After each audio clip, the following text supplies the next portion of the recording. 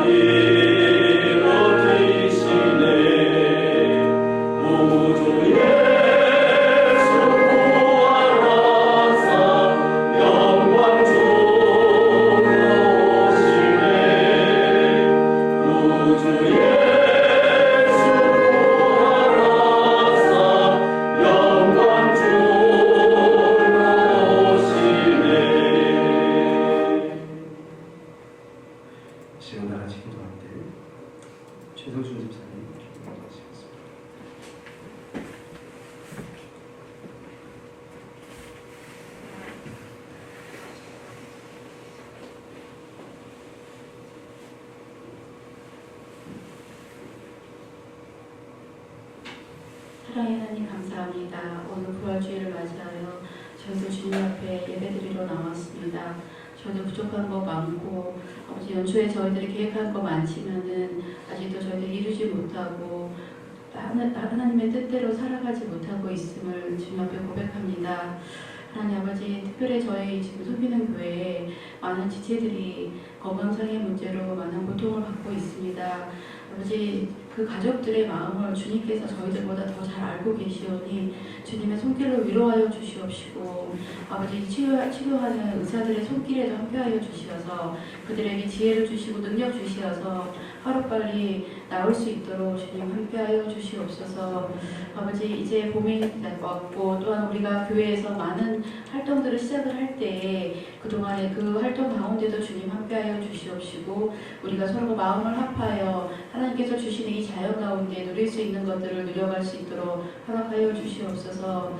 아버지, 특별히 오늘 말씀 전하실 박철신 목사님 함께하여 주셔서 영육간에 건강을 주시고 듣는 우리들의 귀를 열어주시어서 귀한 말씀 가운데 큰 은혜 받게 하여 주시옵소서. 주님, 우리와 이 시간 함께 동행하실 줄 믿사오고 예수님 이름으로 기도드렸습니다.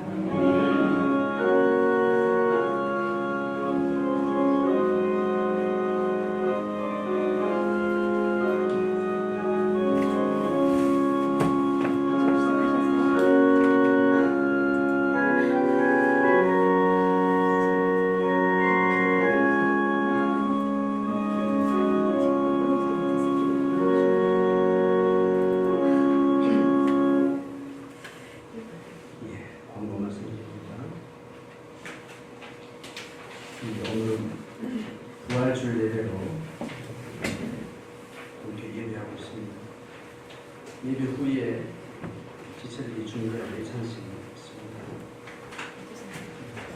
식탁 조직 후에 오후에는 새로 준비한 영상으로 부활절 영상을 알아보겠습니다.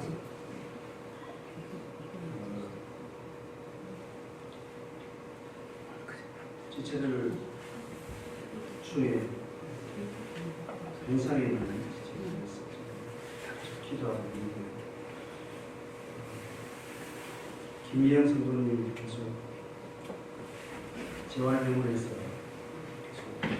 치료하는 중에 이번 주 목요일에 3개월 이제 큰아들 계신 베트남에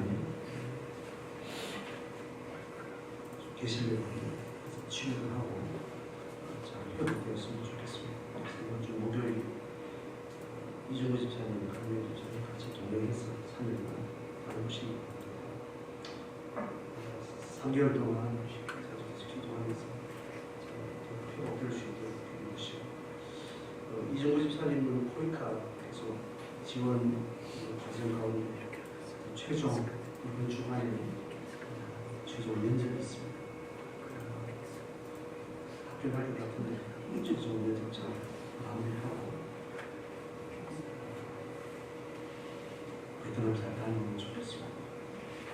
베트남 다녀오면 이준호 집사님 결과를 4월 말까지 기다리는 동안 지금 이번 주 목요일에 학교실 보는 목사님이 케냐 한 달 내준 목사님인데 바로 2주 후에 다음 주에 이준호 집사님 케냐 가셔서 영상 교육하는 거 2주간 섬기고 오시는 때가 잘 나는 일정에 있는 것도 기대해 주시면 좋겠습니다. 박정식 목사님 지난주가 목요일에 출국하려고 했는데 다리 근육에 통증이 있어서 근육이 잘 회복했다가 이번 주 목요일에 출국하는 한달 예정으로 운동까지 건강할 수 있도록 기대해 주시면 좋겠습니다. 최란 선교사의 모친 이용호 집사님은 수술 이후에 감수술 대장암 70cm 윤로하시는데 잘 이겨내셨고 힘들었는데 금요일에 퇴원하셔서 이제 비행도 드시면서 좀 뼈를 줍니다. 최란 선교사님 가정에서 1차 섬기시는 게 잘 회복될 수 있도록 기대해 주시고 인간비 자매는 잘 수술하고 잘 부활절에 참석했는데 이번 주말 금요일에 검사 결과가 항암을 할지 안 할지 결정이 나면 4월 중순 이후에 항암 결과가 나왔습니다. 아니면 항암 없이도 할 수 있다고 말씀했습니다. 계속 기대해 주시기 바랍니다. 허인수 교주차님 참여 시행자입니다. 거의 난살이죠, 그죠? 자연분만 하려고 이제 생각을 결국 안 되어서 제왕절을 했습니다. 자연분만을 하려고 병원에서 자연분만을 하려고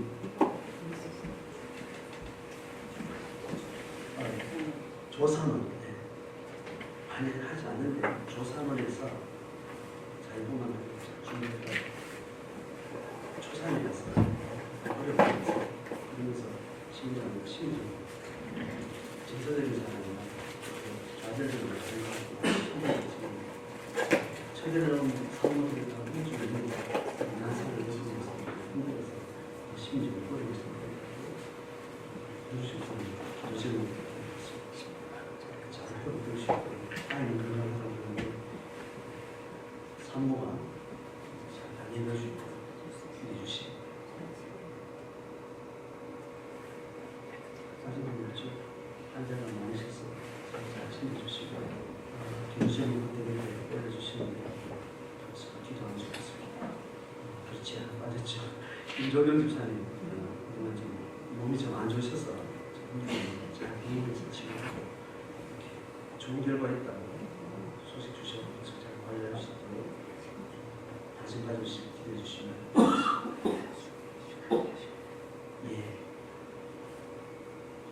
2층 외벽 공사 시간 되시는 대로 주의를 의견하고 서승 집사님 진행하고 있습니다. 기도해 주시기 바랍니다.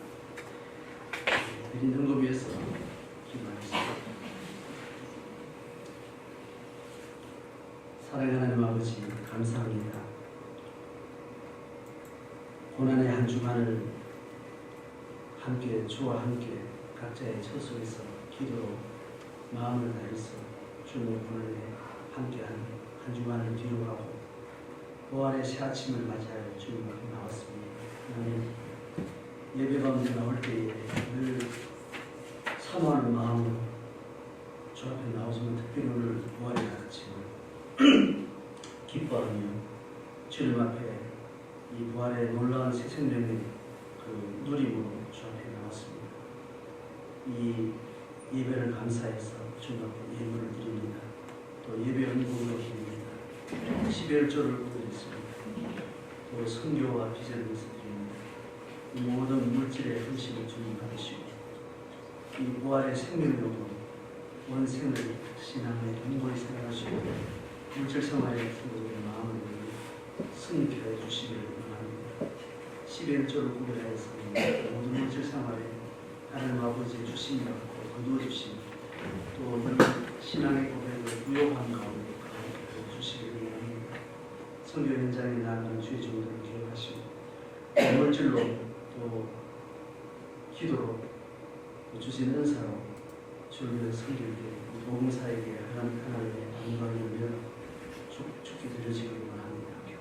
선교와 또 비전과 건축 앞에 드리는 모든 물질과 마음을 받아 주옵소서. 오늘도 주의 말씀을 듣고자 할 때 하나님의 성령께서 준비된 말씀에 깊은 심령을 임하여 주옵소서. 예수 그리스도 이름으로 기도드립니다. 아멘. 예, 오늘 소식 성교과 오늘 목사님 오늘 좀 말씀을 주시겠습니다.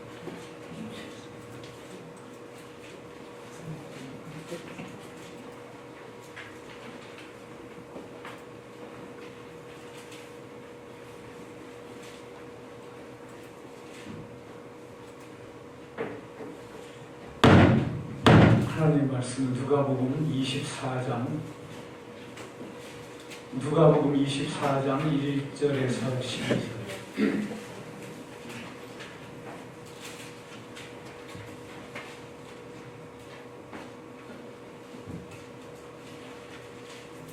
누가복음 24장 1절에서 12절까지 저하고 여러분이 한 절씩 교도하겠습니다. 안식 후 첫날 새벽에 이 여자들이 그 준비한 향품을 가지고 무덤에 가서 술간이 주 예수의 시체가 보이지 아니하더라.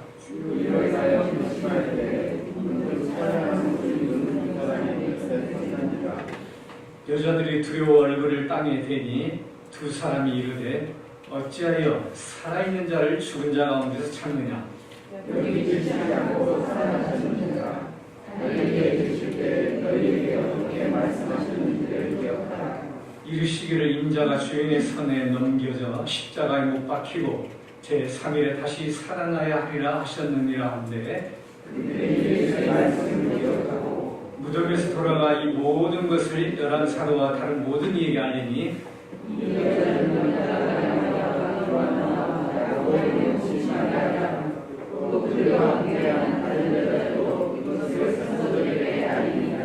사도들은 그들의 말이 허탄한 듯이 들려 믿지 아니하나 아멘.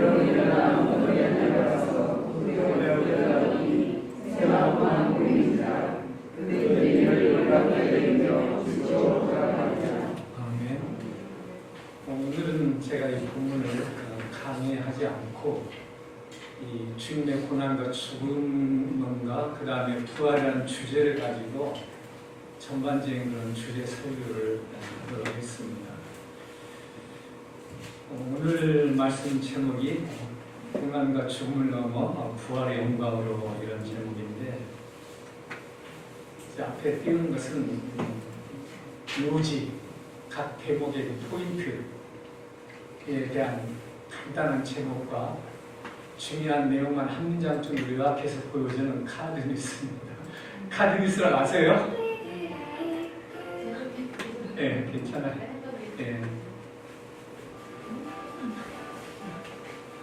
좀 기다리세요. 네. 네.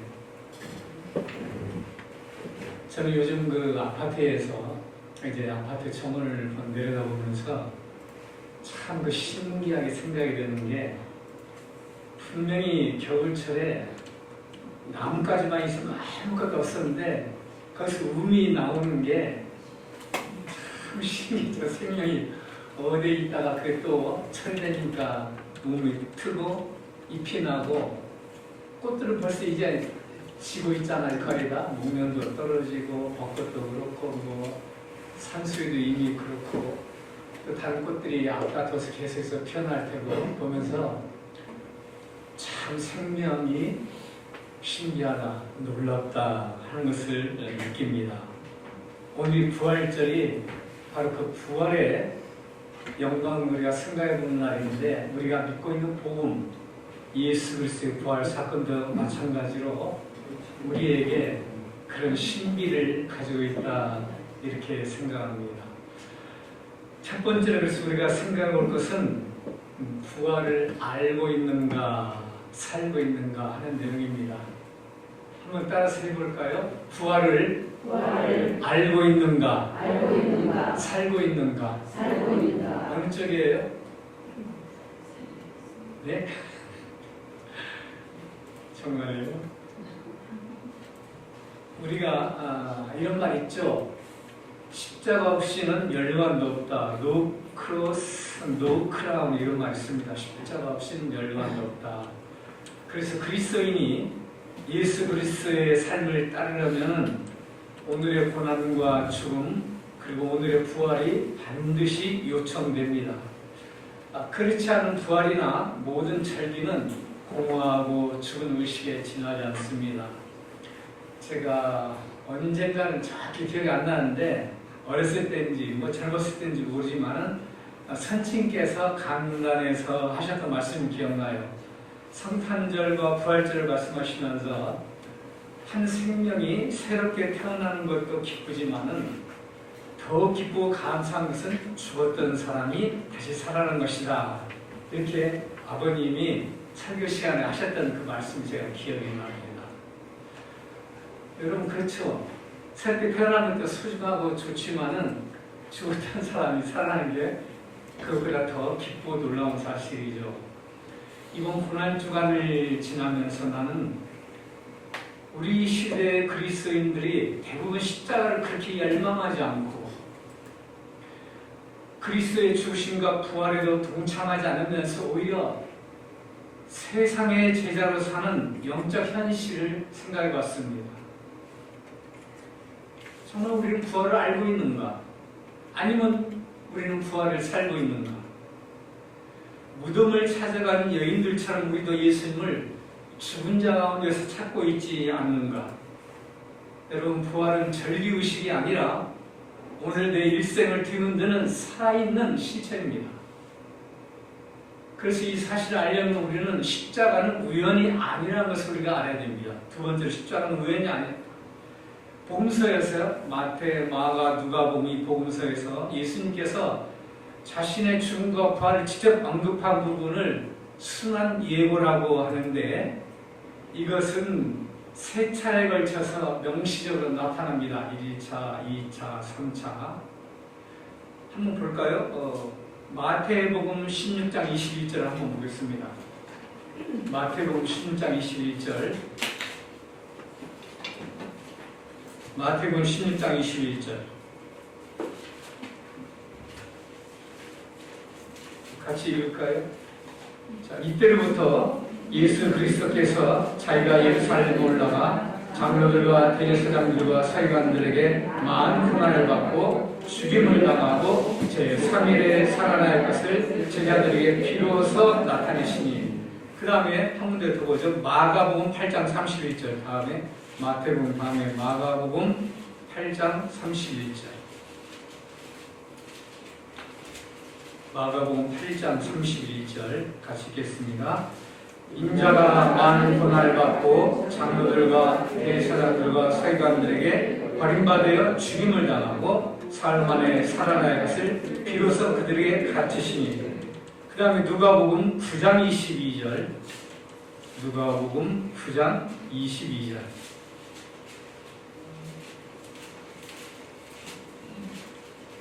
읽겠습니다. 이르시되 인자가 많은 고난을 받고 장로들과 대제사장들과 서기관들에게 버림받아 죽임을 당하고 제3일에 살아나야 하리라 하시고. 여러분 똑같죠? 주님 자신의 고난과 죽으심에 대해서 부활에 대해서 미리 예언하신 거예요. 사람들은 있을 수 없는 일이죠. 자기 미래에서 정확하게 예언하고 그대로 이루어진다는 게 한 번도 아니고 이 세 군데 보험수가 그리고 1차, 2차, 3차로 걸쳤어요. 계속.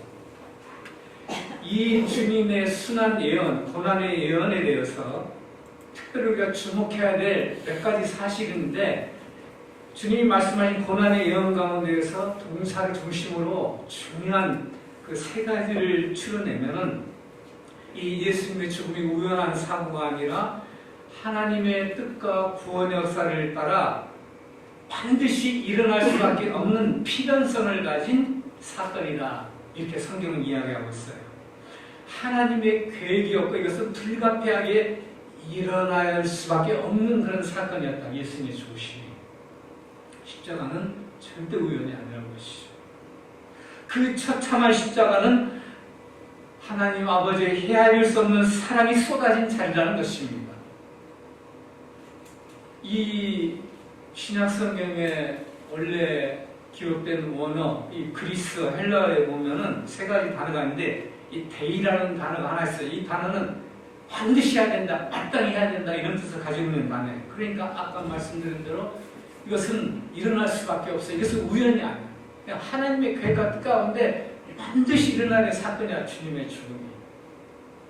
그래서 주님의 죽으심이 비극적인 운명이 아니고 우연한 사건이 아니라 우리의 구원을 위한 하나님의 정해진 계획을 따라 반드시 일어나야 되는 사건이다 이렇게 얘기하고 있어요. 두 번째로는 이 파라디돔이라고 하는 단어가 있는데 이 넘겨지다 이런 뜻이에요. 이 단어는 주로 수동태로 쓰여졌는데 즉 이것은 인간적인 차원에서는 다른 유다가 예수님을 넘겨줄 것을 예언하는 것이고 하나님과 관계에서는 성부 하나님이 자기 아들 성자 하나님이신 예수님을 십자가의 죽음에 내어주신 것을 가리키는 그런 내용을 포함하고 있습니다. 그 다음에 세 번째로 파스코라는 단어가 있어요. 고난을 받다는데 육체적인 정신적인 고통을 겪는다는 뜻인데 여기에서 여러분 전에 영화 패션 오브 크라이스트라는 단어 있죠. 그리스도의 고난. 이 패션 영어 이 고난이라는 단어가 여기에서 왔어요. 예수님이 단순히 죽으신 것이 아니라 정말 그 죽으신 과정에서 우리가 상상할 수 없는 육체적인 그 다음에 정신적인 또 수치심을 포함한 전인격적인 그 중에서도 가장 처참하고 두려워서 감당하기 어렵게 생각하셨던 하나님 아버지께로도 버림을 받는 영적인 단절, 영적인 고난의 과정을 겪을 것임을 강조하는 것입니다. 여러분 이 죽음이 얼마나 무섭고 처참했는지 여러분 그걸 아시는 분이 아마 거의 없을 거라 생각하는데 물론 아시는 분도 있겠지만 우리가 보면 예수님의 초상화 그림들은 차마 중세 화가들이 그 모습을 제대로 표현할 수 없어서 십자가에 달신 예수를 벗은 몸으로 벌거벗은 몸으로 그리지 않았지만은 정확하게 그 당시에 십자가형을 당하는 죄수들은 완전히 발가벗겨진 상태로 죽임을 당했습니다. 유대인 남성의 옷은 통으로 된 속옷과 역시 그 위에 걸치는 망토 같은 겉옷을 입었는데 속옷은 어깨에서 무릎 또는 어깨에서 발목까지 내려오는 그 통으로 된 옷이에요. 그 목을 끼고 두 팔을 끼우는 이 공간만 구멍만 있어요. 그런데 겉옷은 이미 벗겨졌고 이 속옷만 남은 상태에서 로마 군병들이 제비를 뽑아가지고 제비에서 이긴 사람이 그 옷을 가져가가지고 벌려벗겨진 상태가 된 것이에요. 그걸 십자가에 달리신 것이에요. 주님은 이미 겟세마네 동산에서 땀을 피처럼 흘리셨던 극도의 고통을 당하신 데서부터 시작해서 체포당하셔서 밤새 이리저리 끌려다니면서 신문을 당하시고 사람들이 침을 뱉기도 하고 사람들에게 뺨을 맞기도 하시고 온갖 구타와 조롱과 멸시와 모독을 당하셨고 채찍을 마셨는데 그 당시 채찍은 그냥 가죽이 아니라 그 채찍 끝에 쇠구슬, 쇠구치와 동물의 뼈조각이 있어서 친 다음에 몸에 박히면 잡아당기는, 그래서 이 모든 피부가 살이 찢겨나가고 혈관이 터지는, 그래서 상당수 죄수들 십자가에 달리기 전에도 이미 죽어버리는 이런 그런 십자가형이었습니다. 우리는 예수님 십자가 다 지고시다 생각하는데 그 당시 관행이 이 세로 된 십자가를 이미 거기에 세워놓고 죄수들이 가로로 된 것만 지고 왔어요. 대부분 아주 예전 왜냐하면 그 무게가 세로로 된 게 130에서 140kg예요. 가로로 된 것은 45kg 정도입니다. 그 가로로 된 것조차도 지구하기 어렵죠. 사실 45kg 정도 나가면. 세로는 이미 돼 있고 그걸 그 죄수 처형할 때마다 귀찮게도 하고 또 돈도 들고 뭐 재정적인 것도 있으니까 세로 십자가는 박혀 있고 사용자에 가로만 치고 가는 것이에요. 그런데 주님이 이미 극심한 출혈과 셰프 상태로 그걸 지고 가실 수 없는 거죠. 그래서 그 시몬이 강제로 로마 군인한테 뽑혀가지고 그걸 대신 지고 갔죠. 그래서 거기에서 못 박혀서 달리셔서 조금씩 죽어가시는 6시간의 상황을 우리는 이미 잘 알고 있어요. 여러분, 하늘이 무너지는 것을 한자로 천붕이라고 해요. 천붕, 하늘천, 무너진 붕. 부모가 돌아가신 고통을 천붕지통이라고 이렇게 말합니다. 그런데 반대로 이것보다 더한 고통을 일컫는 자식이 먼저 죽은 고통을 참척이라고 얘기합니다. 참혹할 참자, 근심할 척자입니다. 여러분, 그 누가 자식의 연약함이나 질병이나 고통, 그리고 특별히 부모보다 먼저 세상을 떠나는 자식의 죽음을 견딜 수 있을까요? 저는 알 수 없어요. 경험이 없기 때문에. 자식의 죽음을 겪은 부모에게 어떤 말로도 위로가 불가능하고 저는 감히 그들의 마음과 영혼을 헤아릴 수 없어요. 그러나 한 가지는 분명한 사실이 있어요. 하나님 아버지께서도 당신과 같은 아픔과 슬픔과 고통을 당하셨다는 것이에요. 아니, 육신의 부모와 겪는 그것과 비교할 수 없는, 우리가 도저히 헤아릴 수 없고 다할 수 없는 죽음의 심연에 하나님께서 들어가셨어요.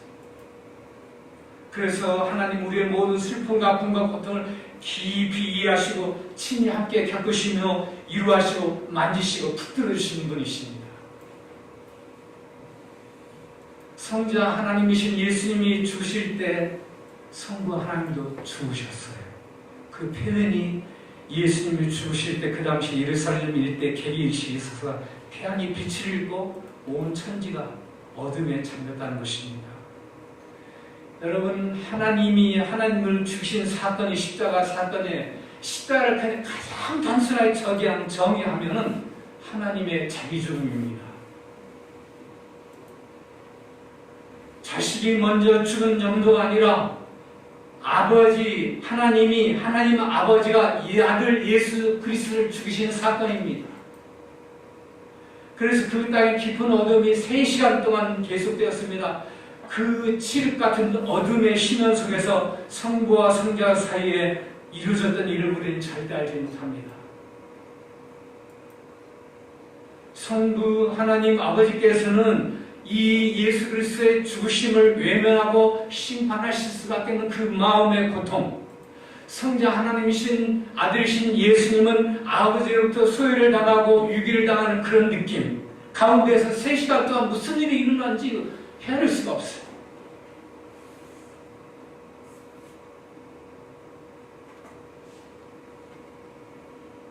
세 시간이 지나고 오후 3시에 예수님이 죽으시면서 평생의 삶 속에서 하나님을 나의 아버지라고 그러셨는데 나의 아버지라 하지 아니하시고 엘리 엘리 라마 사박다니 나의 하나님 어찌하여 나를 버리시나이까. 얼마나 고통스러우셨는지 아버지가 아닌 재판장이시며 공적으로 죄의 형벌을 집행하시는 분으로 하나님이라고 외치셨어요. 예수님 지금 죄인들을 대표해서 죄인들의 나를 대신해서 죽으시는 거예요. 여러분, 십자가는 하나님의 외아들이 버림을 받은 자리입니다. 아들이신 예수님의 죽음의 고통은 세상에 그 누구도 이해할 수 없고 경험한 적도 없으며 경험할 수도 없는 극한의 고통이에요. 아버지 아들은 공짜로 모든 관계가 단절되었습니다. 아버지는 아들을 버려야만 했습니다.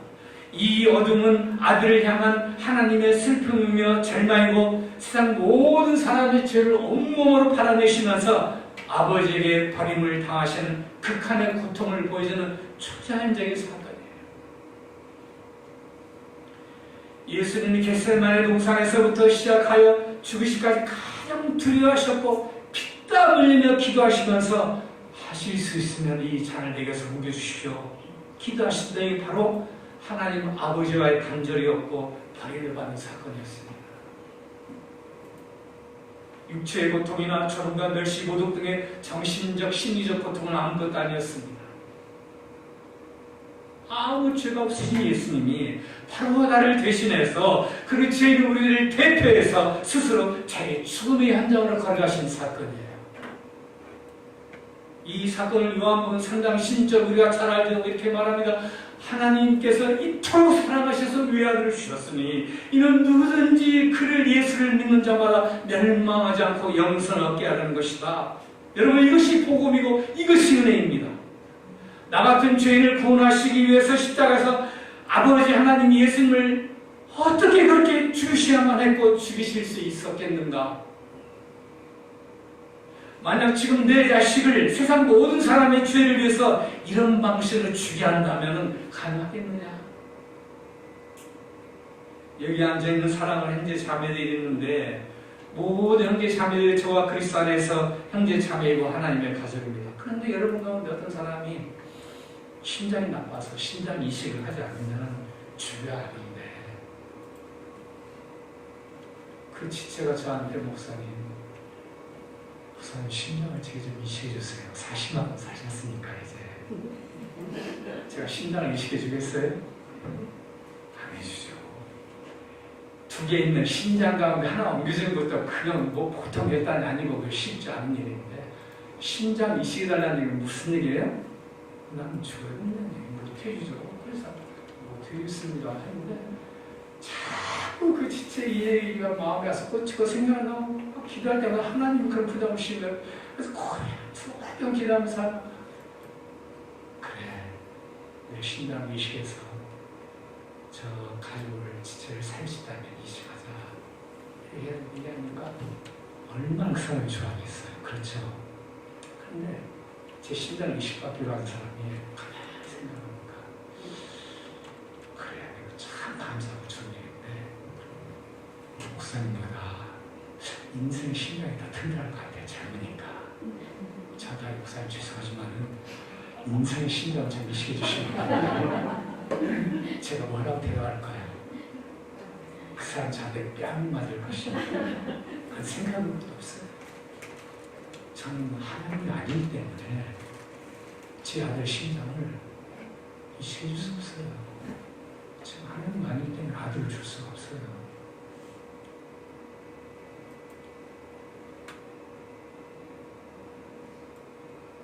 여러분, 그리고 성경에는 감춰져 있지만 저는 예수님을 낳고 잠식이려던 육신의 어머니가 잠식되셨던 마리아를 생각해 봅니다. 이때 마리아의 마음은 어떠했을까?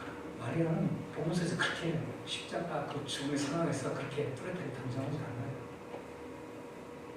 마지막에 돌아가시면서 예수님이 부탁하는 요한에게 부탁하는 장면은 나오시면 마리아의 마음도 보통 마음이 아니겠다. 그런데 여러분, 이 불가능한 일, 우리로서는 도저히 꿈도 꾸지 못하고 상상조차도 불가하는 일을 하나님이 그를 위해 하셨다는 것이에요. 이게 복음이에요. 이게. 누가 하나님 아버지의 마음을 알 수 있겠어요? 우리가 어떻게 십자가에 담긴 그 신비와 깊은 구원의 사건과 삼위일체 하나님이 영원부터 계획하시던 구원의 경륜을 깨달을 수 있겠어요? 로마서 11장 봅시다. 로마서 11장 33절에서 34절. 로마서 11장 33절과 34절.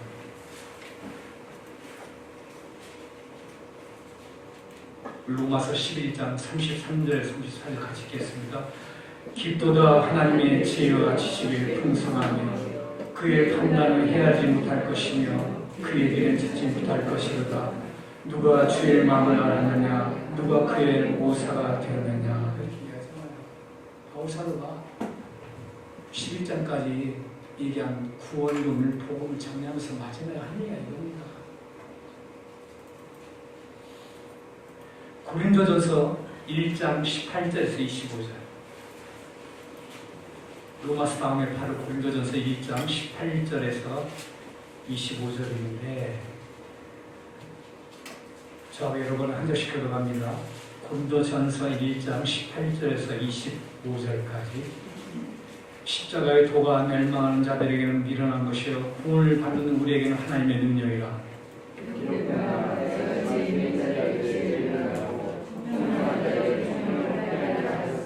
지혜 있는 자가 어디 있느냐, 선비가 어디 있느냐, 이 세대의 변론가가 어디 있느냐. 하나님께서 이 세상의 지혜를 미련하게 하신 것이 아니냐.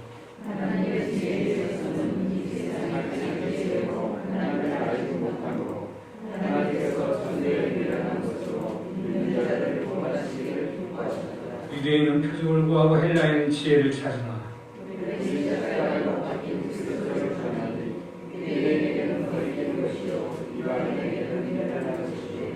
오직 부르심을 입은 자들에게는 유대인이나 헬라인이나 그리스도는 하나님의 능력이 하나님의 지혜니라.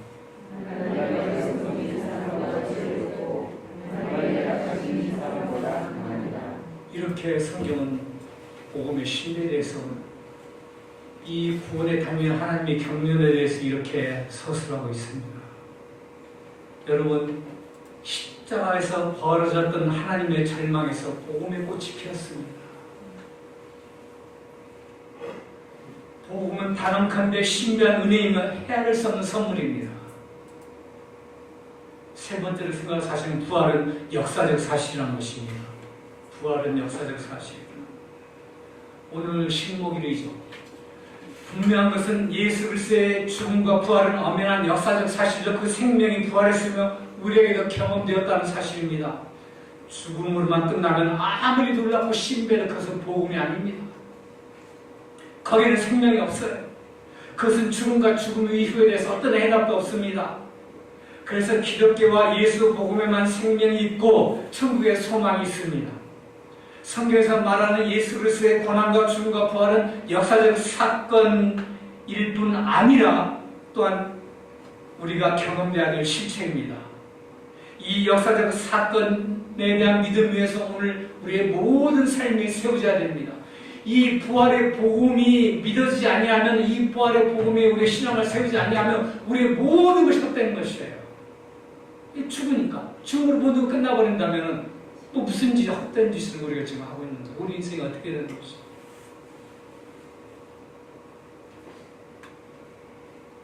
내 삶에서 예수 그리스도의 죽으심과 부활, 내세의 소망을 경험하고 누리면서 살아야 됩니다. 부활의 역사적 사실 위에 우리의 모든 신앙이 서 있다는 것을 여러분 잊지 마세요. 바울이 고린도전서 15장 16절 18절에서 만일 죽은 자의 부활이 없으면 그리스도도 다시 살아나지 못하셨으리라. 그리스도께서 만일 다시 살아나지 못하셨으면 우리가 전파는 헛것이요 또 너희 믿음도 헛것이며 또 우리가 하나님의 거짓적인 일로 발견되리니 우리가 하나님이 그리스도를 다시 살리셨다고 증언하였습니다. 만일 죽은 자가 다시 살아난 일이 없으면 하나님이 그리스도를 다시 살리지 아니하셨으리라 이렇게 얘기하고 있습니다. 또한 바울은 고백했습니다. 에베소 3장 8절에서 11절에 내가 참으로 모든 것을 해로 여기는 것은 내 주 그리스도 예수를 아는 지식이 가장 고상하기 때문입니다. 그분을 인해서 내가 모든 것을 잃어버리고 심지어 배설물로 여기는 것은 내가 그리스도 없고 그 안에서 발견되기 위한 것입니다. 내가 가진 은은 율법에서 난 의가 아니요 그리스도를 믿음으로써 얻는 의, 곧 믿음으로써 인해 하나님께서 난 의입니다. 내가 바라는 것은 그리스도를 알고 그분의 부활의 능력을 깨닫고 그분의 고난에 동참하여 그분의 죽으심을 본받는 것입니다. 그래야 나는 어떻게 해서든지 죽은 사람들 가운데서 살아나는 부활에 이르고 싶습니다라고 바울 사도가 고백했습니다. 이것은 바울 사도뿐 아니라 모든 그리스도의 삶을 통해서 매일 경험되는 영적 실체가 되어야 마땅합니다.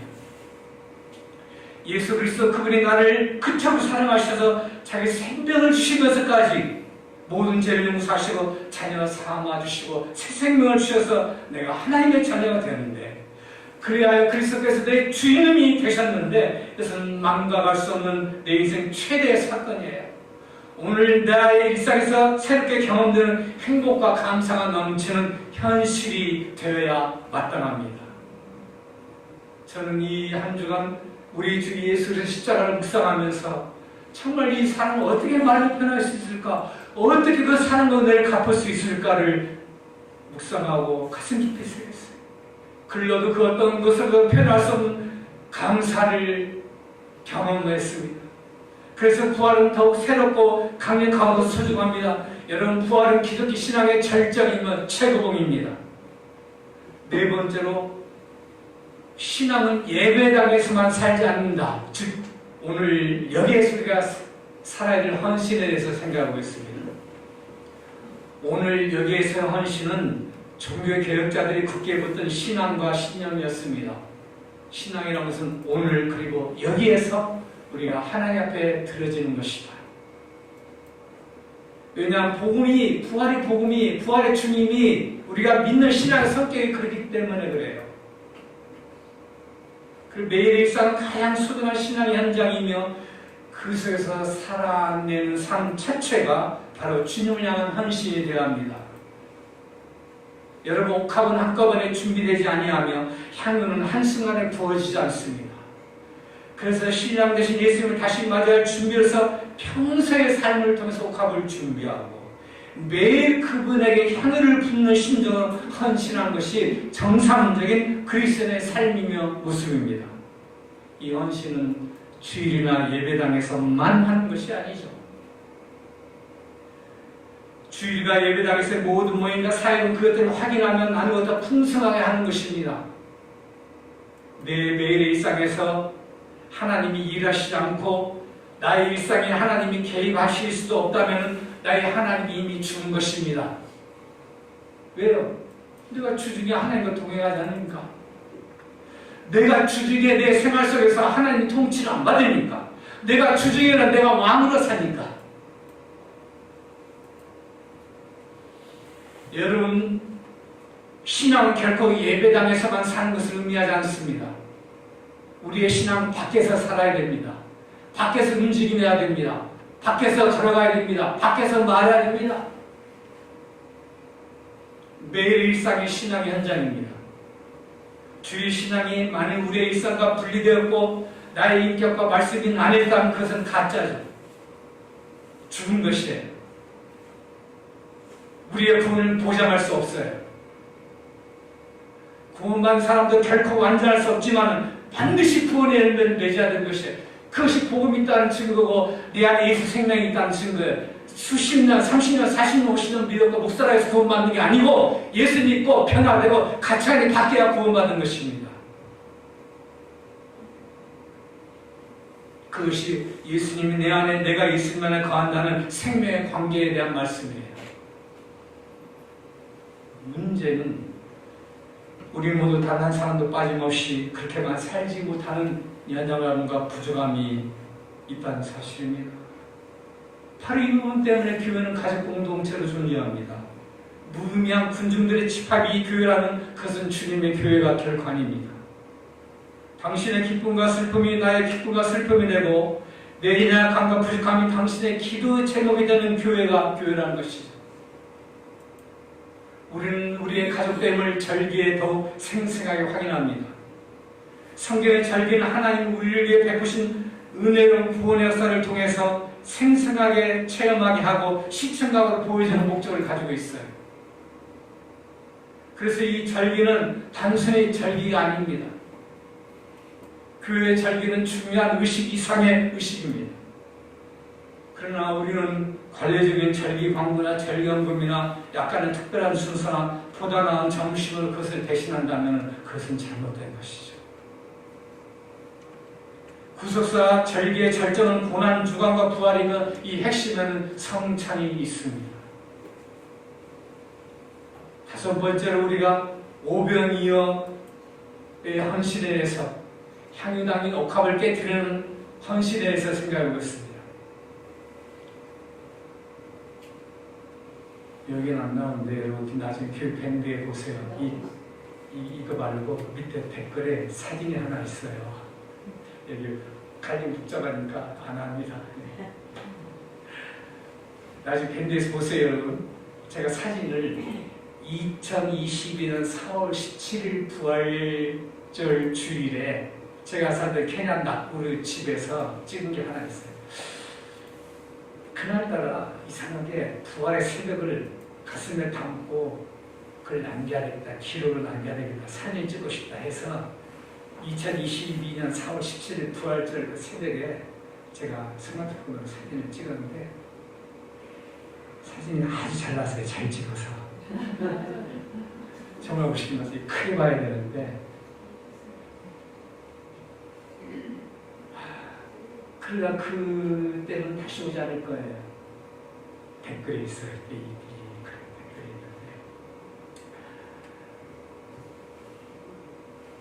있는데 했어요.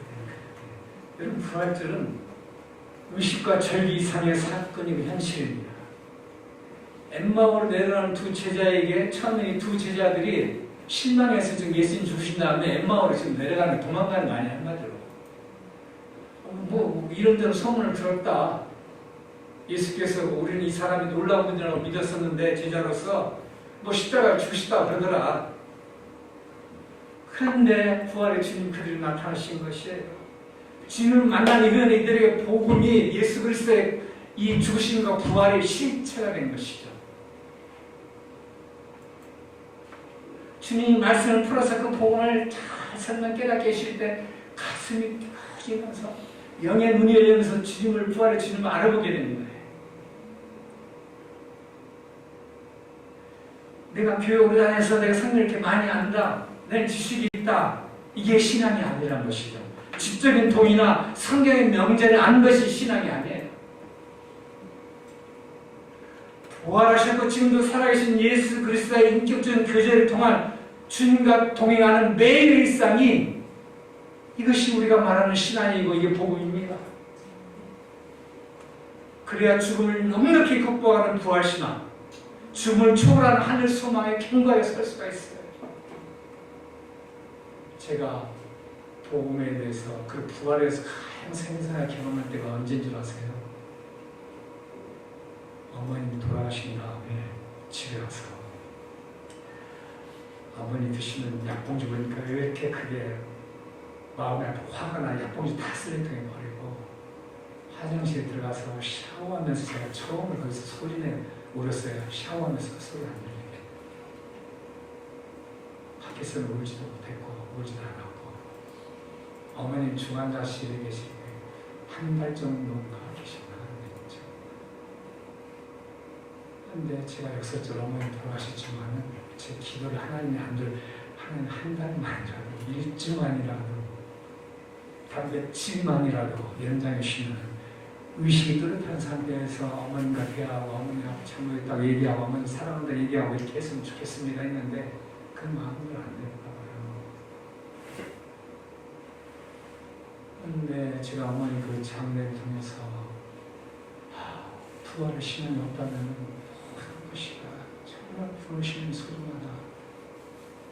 부활의 신앙 가운데 다시 만나뵐 수 있을 것이다. 제가 그때 소망을 가졌어요.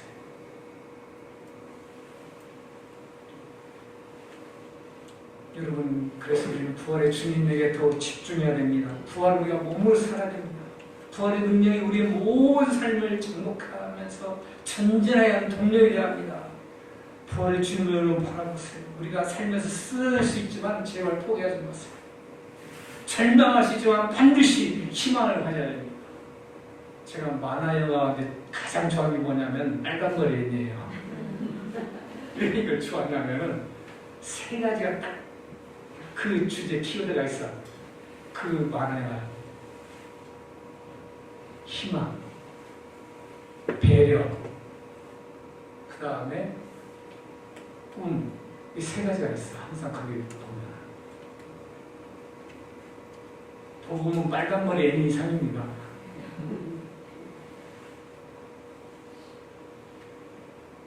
여러분, 주를 위한 고난이라면 오히려 감사하세요. 제가 전전주에 교회 갔다 와서 차를 주차시키는데 인상이 엉절하고 앞에 차를 가로막아서 미는데 반대로 안 되는데 갑자기 힘을 주면서 그러니까 근육이 뚝 하면서 왼쪽이 종아리 부분이 근육이 탈해놨어요. 한 2주 동안 고생했죠. 지금 80% 정도 나왔어요. 완전히 나은 건 아닌데 그래도 이제 퇴장 가야 되니까 이번 주 이제 5일로 출근하는데 괜찮습니다. 거의 다 해보고요. 괜찮은데 조심해서 하고 이제는 저보다 젊은 현지자들이지만 이제는 우리는 어쩔 수 없어요.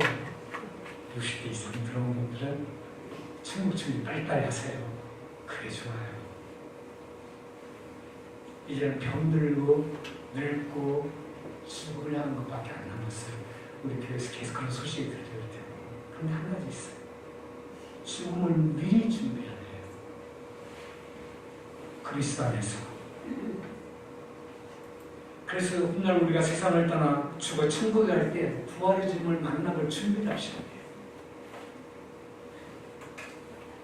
너 세상에서 뭘 하다 왔느냐? 우리가 엉뚱한 대로 하지 마세요. 돈 벌러 왔습니다. 이런 일 하지 마세요. 돈 버는 거 중요하죠. 필요하죠. 돈 좀 많이 버세요. 왜 이렇게 돈 버는 사람이 없어요, 우리 교회는. 팔기 버세요. 열심히 일하고 잘 드리고 정당하게 하고 그리스도인으로서 가치관을 지키면서 반대로 없어도요 감사하면서 자족하면서 사세요.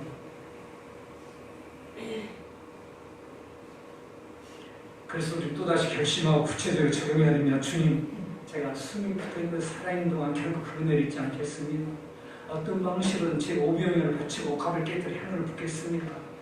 세상의 모든 비웃고 조롱해도 부활의 주님 붙들어 최후의 승리롭기까지 믿음으로 살겠습니다. 옥합을 깨뜨린 심정을 헌신하고 쓰러져도 포기하지 맙시다. 부활의 주님을 바라보며 절망 속에서 희망을 붙들고 공동체 안에서 서로 연합과 함께 치면서 주님의 사랑의 법을 이루시다. 주님, 부활의 소문이 아닌 제 삶의 실체가 되게 하소서. 고난 속에서 주님과 동행하며 죽음을 초월한 소망에 굳게 하소서. 그래서 마지막으로 고백합시다. 부활의 주님 따라서 합시다. 부활의 주님이 오늘도 내 주님이심을 믿고 고백합니다. 이것이 여러분의 드리는 제 공면이고 제 간증이고 제 찬송입니다. 찬송 드리겠습니다. 찬송가 149장.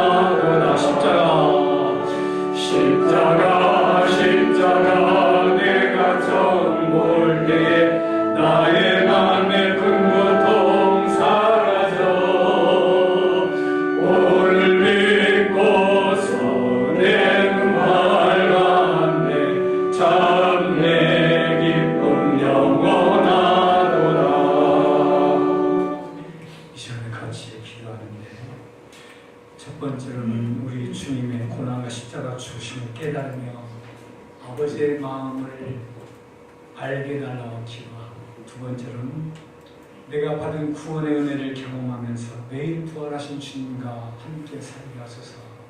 이 두 가지 가지고 다 같이 합심해서 이 시간 기도하겠습니다. 아버지 하나님 감사합니다. 하나님 우리를 얼마나 놀랍게 사랑하신지 우리가 깨닫고 체험하고 누리길 원합니다. 자기 아들을 주신 아버지의 심정을 기다리길 원합니다. 하나님 저를 사랑하사 독생자의 성수의 땅에 부르시고 십자가로 죽으시는 말미암아 아들을 주신 아버지의 마음을 알기를 원합니다. 십자가에서 주신 그 예수님의 마음을 깨달기를 원합니다. 아버지 원합나니 사랑하는 이 시간에 당겨주셔서 아버지 눈물 나가시고 아버지 성령하시고 알려주시고 우리 마음속에 구원의 은혜가 감격이 감사하기를 원합니다. 아버지 우리 신령이 열로 세워지길 원합니다. 아버지 이 무릎에 담으리가 성령하네요. 예수 그리스도를 나의 주 나의 하나님으로 고백하기를 원합니다. 아버지 우리와 예수를 나의 구세주 주님 주심을 고백합니다. 아버지 도우시고 성령을 세우시길 원합니다. 아버지 우리를 물려주시고 우리에게 물려주시고 우리에게 생명을 주시고 구원의 주님을 따라가게 주시옵소서. 아버지 하나님 우리가 매일 버리고 주시고 죄가 버리고 놀라게 부르시길 원합니다. 아버지 하나님 부르시길 원합니다. 예수시길 원합니다. 아버지 생명의 손으로 만드시길 원합니다. 지하시길 원합니다. 장로로 장만하기를 원합니다. 우리 영광의 공이라기를 원합니다. 아버지 우리 시 앞에서 얘기하기를 원합니다.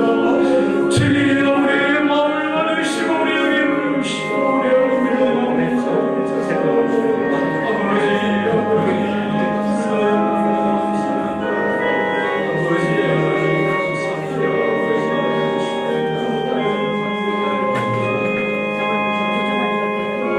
이어서 기도할 제목은 우리 가운데 병들고 아프고 상처 입고 절망한 자들 하나님이 치유하여 주시고 또 죽음 이후에 영원한 소망을 붙들 수 있도록 우리 시대 가운데 병들고 아프고 상처 입고 절망한 자를 하나님 치유하여 주시옵소서. 그리고 무엇보다 죽음 이후에 영원한 소망을 붙드는 자들에게 없어서 다시 기도하겠습니다. 하나님 아버지 이 시간에 저희들이 우리 친들 가운데 약하고 병들고 아프고 절망하게 자리에서 살아계신 하나님 치유하신 하나님 이 시간에 그들을 치유하시고 아버지 하나님의 불가능했습니다. 하나님 치유하신 하나님 치유하시기 원합니다. 주님 만지시길 원합니다. 주님 만지시길 원합니다. 우리도 하나님 배우시길 원합니다. 일으켜주시길 원합니다. 아버지 자는 수령할 때마다 시간이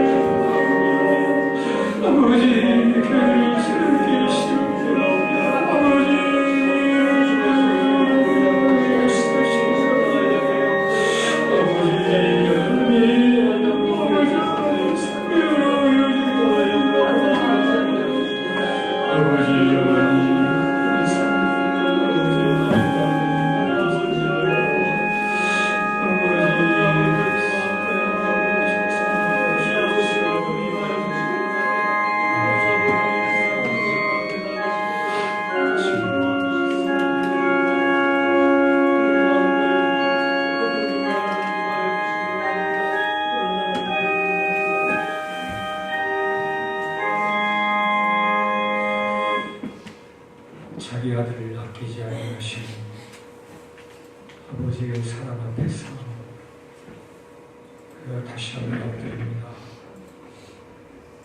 아들을 죽이시려면 했던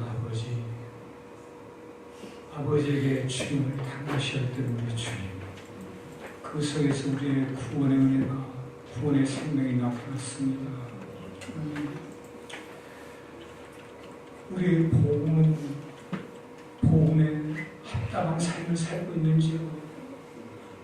아버지, 우리는 변화되고 있는지요? 아버지, 우리는 죽음을 준비하겠는지요? 아버지, 우리가 깨어서 준비하게 되길 원합니다.